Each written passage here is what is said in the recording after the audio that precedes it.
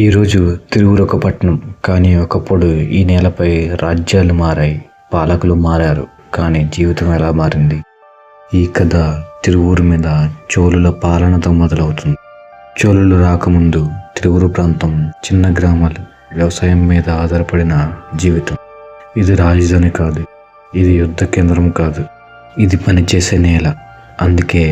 అందుకే చోళులు పాలించిన ముందు చూసింది మాత్రం ఈ నేలనే.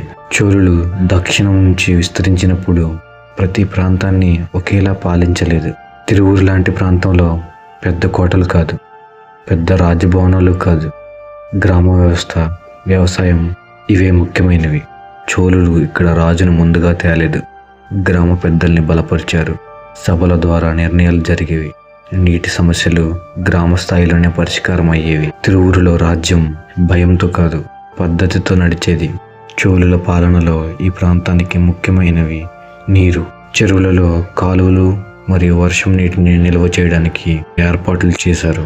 ఇవి లేకపోతే తిరువురు బతకదు, ఇది చోళులకు తెలుసు. అందుకే వ్యవసాయం స్థిరపడింది, గ్రామాలు నిలిచాయి, ప్రజలు ఊరు విడిచిపోలేదు. తిరువురు ప్రాంతంలో ఉన్న దేవాలయాలు కేవలం పూజల కోసం కాదు, ధాన్యం నిల్వలు, గ్రామ సభల కోసం కూడా పనిచేసేవి. చోళుల కాలంలో దేవాలయం ఒక పరిపాలనా కేంద్రం. కాలం మారింది, కొత్త రాజ్యాలు వచ్చాయి. చోళుల శక్తి తగ్గినప్పుడు తిరువురు లాంటి ప్రాంతాలు కొత్త పాలకుల చేతిలోకి వెళ్ళిపోయాయి. కానీ గ్రామ పరిపాలన, నీటి సంస్కృతి ఇవి ఇంకా అలాగే ఉండిపోయాయి. చోళులు తిరువురుని రాజధానిగా చేయలేదు, కానీ ఈ నేలని బతికేలా చేశారు. ఈ నేల మీద తర్వాత ఎవరు వచ్చారు, ఏమి మార్చారు? నెక్స్ట్ ఎపిసోడ్ తిరువురులో కాకతీయుల పాత్ర. నా ఎక్స్ప్లెనేషన్ నచ్చినట్లయితే ఈ వీడియోకి ఒక లైక్ చేయండి, ఈ వీడియోని మీ మిత్రులకు షేర్ చేయండి. ఇలాంటి మంచి వీడియోస్ కోసం మా ఛానల్ని సబ్స్క్రైబ్ చేసుకోండి.